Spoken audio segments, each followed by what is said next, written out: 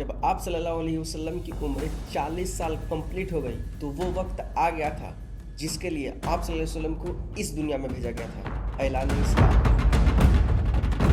جب آپ کی عمر 40 سال کمپلیٹ ہوتی ہے، 3 ایسے چینجز دیکھے گئے جو اس سے پہلے کبھی نہیں دیکھا گیا۔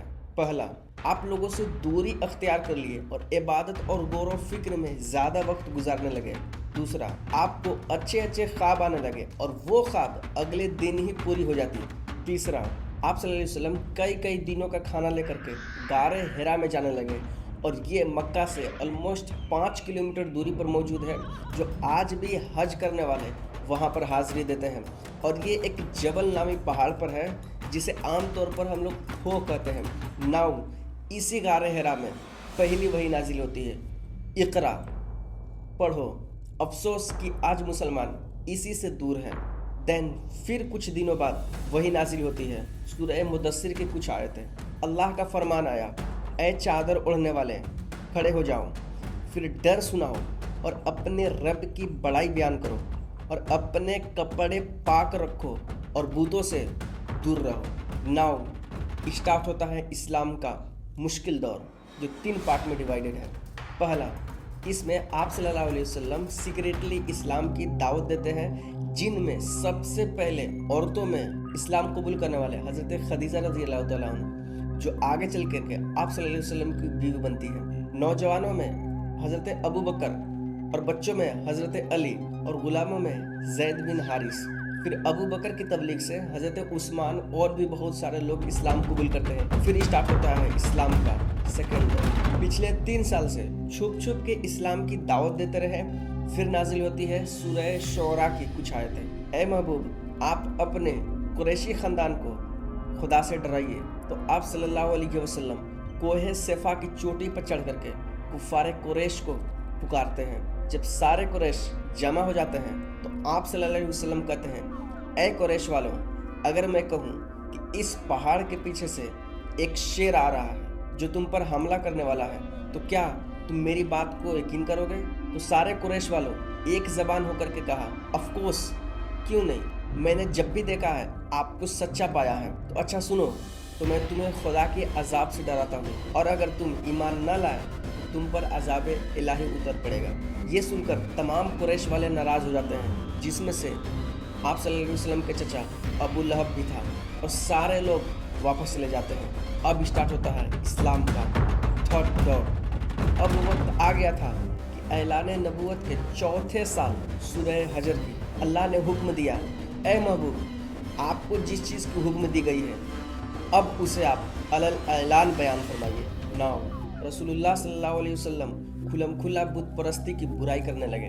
پھر کیا تھا، پورے مکہ والے آپ صلی اللہ علیہ وسلم کی جان کی دشمن بن جاتے ہیں۔ اس دشمنی میں کفار مکہ والے مسلمانوں کو قتل کرنے لگے۔ پھر بھی اسلام گروتھ کرتے رہا، تو انہوں نے سوچا کہ صرف قتل سے کچھ نہیں ہوگا، اب صرف اسے تکلیف دو اور موت مت دو، تاکہ یہ زندگی سے تڑپ کر کے وہ پھر سے مرتد ہو جائے۔ لیکن اسلام اتنا مضبوط تھا کہ کسی کے سینوں سے باہر نہیں نکلا، حتیٰ کہ انہیں آگ میں جلایا گیا، انگاروں پر لٹایا گیا، ریت کے تپتی دھوپ میں انہیں گھسیٹا گیا، زخموں پر گرم ریت رگڑا گیا، چٹائیوں کے اندر باندھ کر کے اتنا دھواں لگایا جاتا کہ سانس رک جاتی اور وہ بے ہوش ہو جاتے۔ پھر بھی کسی نے بھی اسلام سے نہیں پلٹا۔ اسی مشکل دور سے حضرت بلال بھی گزرے ہیں۔ ڈیڈیکیٹ ویڈیو کے لیے کمنٹ کر کے ضرور بتائیں اینڈ سبسکرائب۔ اور یہ ظلم صرف غریبوں تک محدود نہیں رہا، کیونکہ ابو بکر صدیق بھی شہر کے امیر شخصوں میں سے ایک شخص تھے، لیکن انہیں تنہا دیکھ کر کے مارتے ان کا سر لہو لہان کر دیے۔ جس طریقے سے آج دیکھا جائے تبریز انصاری، جب سب نے ہر طرح کی تکلیف دے کر کے دیکھ لیا کہ ان پر کچھ اثر نہیں ہوتا، یہ بالکل مرتد نہیں ہوتے، مشورہ کیا کہ محمد صلی اللہ علیہ وسلم کو دولت، شہرت اینڈ سلطنت کی تو خواہش نہیں، تو انہوں نے عتیبہ بن شیبہ کو بھیجا آپ صلی اللہ علیہ وسلم کی بارگاہ میں، جاؤ تم پتہ کر کے آؤ کہ محمد صلی اللہ علیہ وسلم کی خواہش کیا ہے۔ تو عتیبہ نے آپ صلی اللہ علیہ وسلم کی بارگاہ میں آیا، عرض کیا कि ए मोहम्मद, क्या आप मक्का का बादशाह बनना चाहते हैं या फिर किसी बड़े घर में शादी करना चाहते हैं? आपकी जो भी दिली ख्वाहिश है वो आप मुझसे शेयर करें। मैं वादा करता हूँ आपकी ख्वाहिश ज़रूर पूरी की जाएगी। आप सल्लल्लाहु अलैहि वसल्लम ने जवाब की जगह पर कुरान शरीफ की आयत तिलावत की। जब अतीबा ने कुरान की आयत सुना तो कुरान की आयत से लरजने लगा, कांपने लगा और अतीबा भागते हुए कुरैश के पास गया और कहने लगा कि ना ही वो जादूगर हैं और ना ही वो शेर व शायरी करते हैं, वो कोई और ही चीज़ है जिसको समझना बहुत ही मुश्किल है। तो मेरा मशवरा यही है कि आप उन्हें उन्हीं हाल पर छोड़ दें।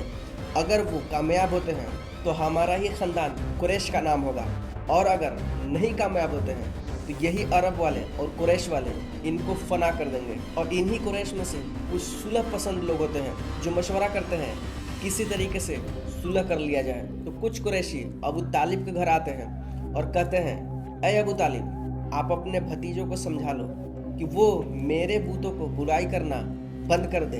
तो अबू तालिब ने किसी तरीके से समझा बुझा करके नरमी से उनको रुखसत करता है। उसके बाद आप सल्लल्लाहु अलैहि वसल्लम अपने काम को कंटिन्यू रखते हैं। फिर कुफ़ारे कुरैश हाथों में तलवार लेकर के अबू तालिब के घर आते हैं और चिल्लाते हुए कहते हैं, ऐ अबू तालिब, आप अपने भतीजे के दरमियान से हट जाइए वरना आप भी मैदान में उतरिए और मैदान ही में फैसला हो जाएगा। अबू तालिब ने देखा कि मामला बहुत ही ज़्यादा बढ़ चुकी है। आप सल्लल्लाहु अलैहि वसल्लम को किनारे लाते हैं और कहते हैं, अपने बूढ़े चचा की सफ़ेद दाढ़ी पर रहम कर और कुछ दिनों के लिए तबलीग को रोक दो। तो आप सल्लल्लाहु अलैहि वसल्लम ने कहा कि ए चचा जान, अगर कुफ़ारे कुरैश मेरे एक हाथ में सूरज और एक हाथ में चांद रख दे फिर भी मैं खुदा के फरमान से बाज नहीं आऊँगा। ये सुनकर के अबू तालिब जोश में आ जाते हैं और कहते हैं, जा भतीजे, तू अपना काम कर, मैं तेरे साथ हूँ और मैं जब तक जिंदा हूँ तेरा कोई बाल भी बेकार नहीं कर सकता है। सब्सक्राइब।